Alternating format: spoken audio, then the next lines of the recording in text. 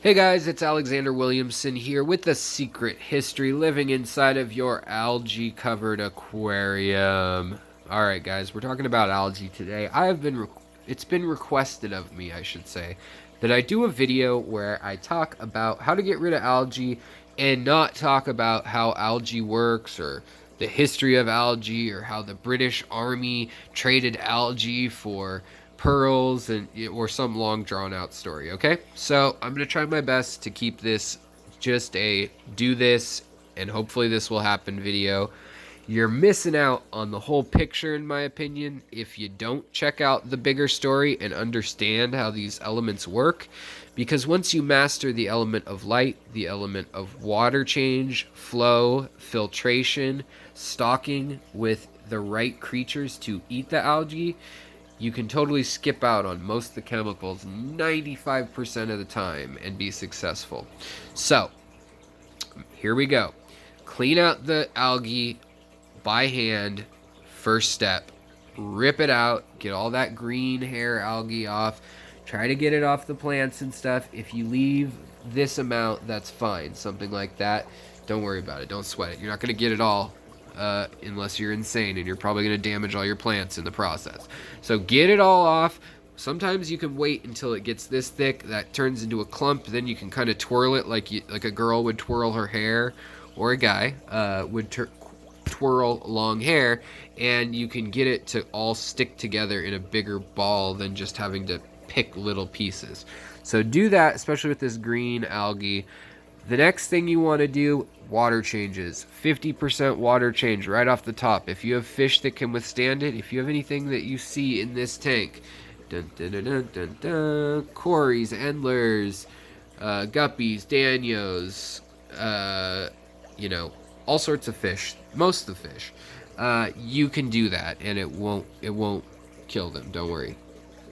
If you have more sensitive fish, discus or something like that, or certain loaches, then you may want to do less of water change, but act according to the species demands. Do the most you can. So we're going to do that, and then the next few days after that, we're still going to walk by and spend 15 minutes or 10 minutes and just pick off any obvious algae that we missed. We're going to check the filter for algae. We're going to make sure that it's not growing there or right here in the spillway. If you have a hang off the back, if you have a canister filter, check your hoses, things like that. Rinse them out. Should take no more than an hour, and that's for the first thorough cleaning, and that's for any tank under like 200 gallons, okay? So, or under 100 gallons, I should say. And if you have a tank bigger than that, I hope you already know how to fix algae. After the water changes, what you're going to do is make sure you've got a good cleanup crew. That's a balanced cleanup crew that makes sense for your tank. You want little shrimp and things like that, maybe a mono shrimp, maybe Neocaridina or some other type, bamboo shrimp, giant blue filter shrimp, things like that. And then algae eaters, otocinctlus, nerite snails. You want to make sure that you have the different cleaners for the different purposes. Perhaps little corridoras for food that gets left over. And you're probably going to want to cut back on how much you feed your fish. Some of this excess bloom often comes when either more light than normal is entering the tank. Outside of the hours that you've prescribed, your tank gets lit intentionally. And the other one is too much nutrient or too much food without being balanced. So the thing is, you can have a whole bunch of nutrients, but if it's not all balanced, it's like adding a bunch of carbon will allow your plants to grow a skeleton, your bones essentially of the plants. But if they have all that carbon, they have light and energy to build the bones. It's like the carbon is the structure, the bones are there, and then the light is the construction workers and their energy. But if they don't have any bricks or anything to build the details of the building, it doesn't matter. It's wasted work. It's just going to sit in the water, and guess who swoops in? Freeloaders. They're going to come and they're going to use phosphates and a little bit of carbon and all the light that they can, and all the nitrates they can, and they're going to turn into algae. So you want to make sure that your nitrates and your phosphates predominantly are low. That's what you're trying to get down, and then you can walk them back up. So that's in your test. That's what you're looking for. If you have ammonia, then your tank has become uncycled, and you need to start all over with cycling it, most likely, unless you just had a giant fish die or something like that, or a bunch of plants die. So once you get to that phase, and you've removed things by hand, you've changed the water so you get all the little floating particulate matter of the other algae, your cleanup crew is supposed to keep things at bay, like this guy's doing right now, eating little bits of it. They're not going to keep the whole tank clean. Look at this gourami. He's stuck in the algae. It's so bad. So you're going to want to make sure that you've got your cleanup crew ready, as I said, and check out my other videos for details on them. Then what you want to do is you want to usually turn up the intensity of your lights. If you can, add CO2, add not nitrates, not phosphorus, because phosphorus is what, phosphates I should say, are what allow the algae to grow, and it's what tells it grow, grow, grow, grow, grow. It moderates how fast it can grow. And so when you've got plants, they need it too. But a lot of formulas out there, the all-in-one formulas, they're great most of the time. But if you have a bunch of fish, if you've overloaded your fish tank perhaps, or over fertilized your fish tank, you can find yourself in imbalance. So in my case, I have a bunch of fish. They make a ton of nitrates. Therefore, I love using the all-in-one products like Easy Green from Aquarium Co-op or Seachem, Flourish, things like that. I like those because it's easy, but just as easily you can get into trouble. So now I've started breaking down what I use into pump bottles of the actual elements of potassium, carbon, nitrogen. Don't need carbon most of the time because of this, and so forth. So the other thing you can do is try to play with those things on your own. But if you don't have that control, if you haven't invested that much into the infrastructure of raising plants to that degree, getting that specific, what you want to do is you want to get good filtration and lots of oxygen. Lots of air is actually the key word, because air, not oxygen, air is what we breathe, and it has oxygen, nitrogen, helium, all sorts of trace elements in it, but it has carbon monoxide and dioxide in it, and nitrogen, and that's enough for a lot of plants. When you keep the water flowing, it makes bubbles, and these bubbles are going to bring those things you need into your tank.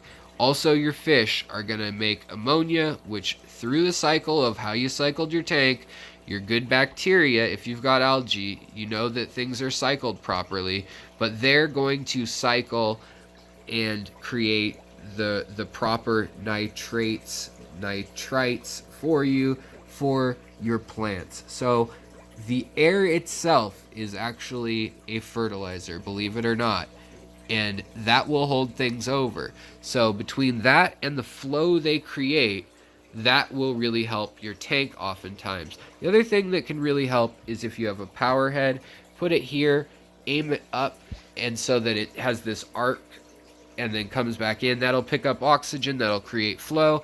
This type of algae has a hard time forming where there isn't flow. Whereas other like blackbeard algae and other just types of algae like these types back here, they will still form in high flow areas. In fact, they seem to like high flow.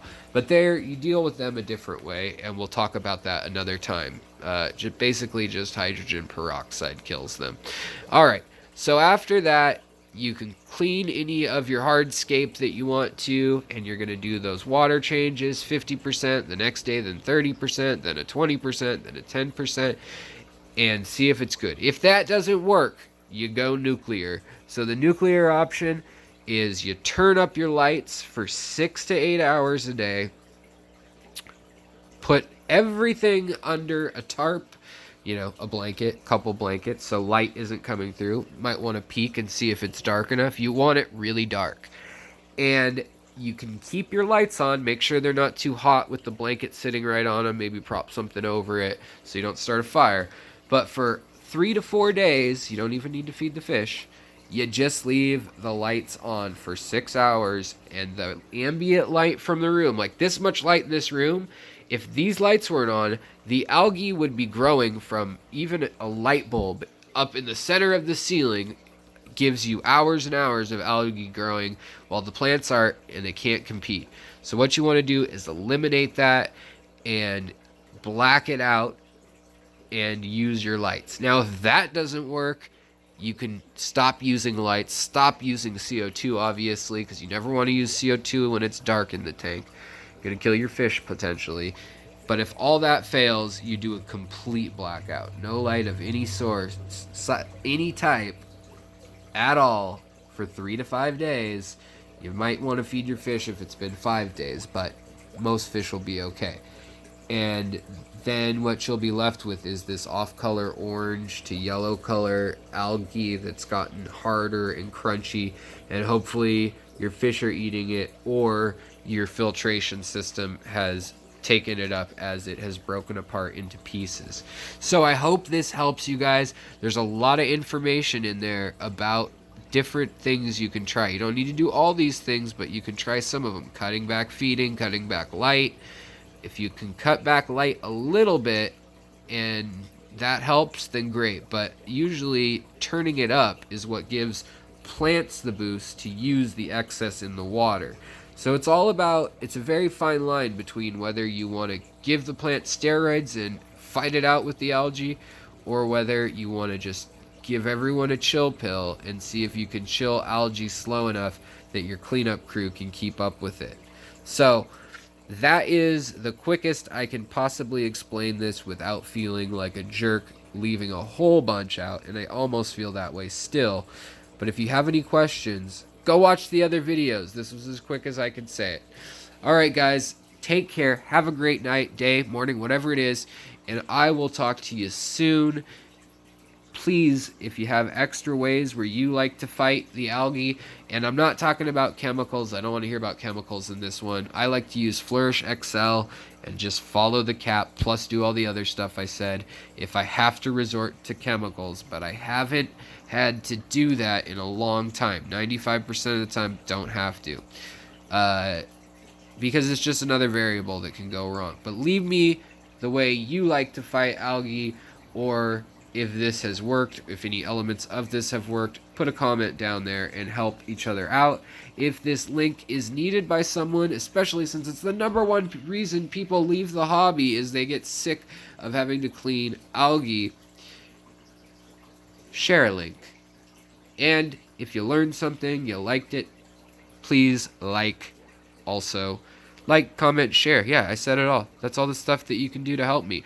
Or if you felt like this was really great, Alex shut up finally about the long backstory between all these things, you can check out my Patreon. The link is below, and even $1 helps a lot. Plus, you get a first run at anything that I'm breeding in my fish room, including shrimp and plants. Alright guys, take care of your tanks, and they will take care of you. I will talk to you later. Stay calm. It's just algae. Alex. This is Alex saying goodnight. Bye.